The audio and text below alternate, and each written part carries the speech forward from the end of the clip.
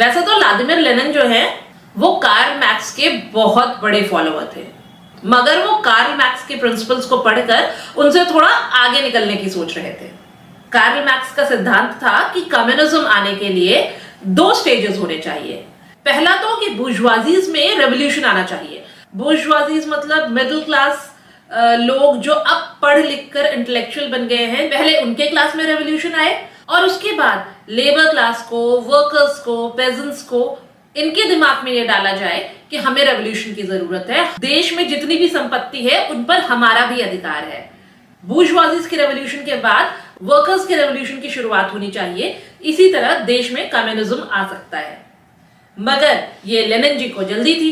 इनका मानना था कि हम रेवोल्यूशन को अंजाम तक पहुंचाने के लिए 2 स्टेज क्यों लगाएं, एक ही स्टेज में पहुंचा दो। मतलब वर्कर्स में क्रांति पैदा करो और वर्कर्स को इतना सशक्त बनाओ वो देश में सोशलिज्म लाए। इसलिए लेनिन की अप्रैल थीसिस की डिमांड्स थी सारे बैंक्स को नेशनलाइज किया जाए। जिस भी जमीन पर पेजेंट्स काम कर रहे हैं, क्योंकि पेजेंट्स के पास अपनी जमीन तो बहुत कम थी, तो वो नोबिलिटीज की जमीन पे काम करते थे और वो उनको बहुत ही कम तनख्वाह देते थे। लेनिन की डिमांड ये भी थी कि पेजेंट्स के नाम पर वो लैंड ट्रांसफर किए जाए।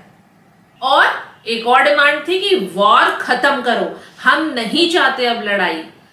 प्रोविजनल गवर्नमेंट ने बनते समय प्रॉमिस किया था कि लड़ाई नहीं होगी, पर प्रोविजनल गवर्नमेंट अभी भी लड़ाई में इन्वॉल्व थी। लेनिन जी तो ये भी चाहते थे कि बोल्शेविक पार्टी का नाम बदलकर कम्युनिस्ट पार्टी कर दिया जाए। लेनिन के पीस लैंड ब्रेड नारे से वर्कर्स यूनियन में समर तक बहुत ज्यादा जोश आ गया था।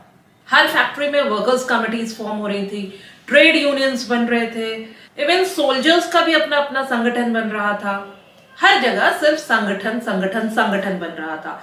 लोग संगठन बना बना के विचार कर रहे थे हमारे साथ ठीक हो रहा है, नहीं हो रहा है, गवर्नमेंट क्या कर रही है। इस तरह बहुत उथल पुथल लोगों के दिमागों में और सामाजिक परिवेश में भी चल रहा था।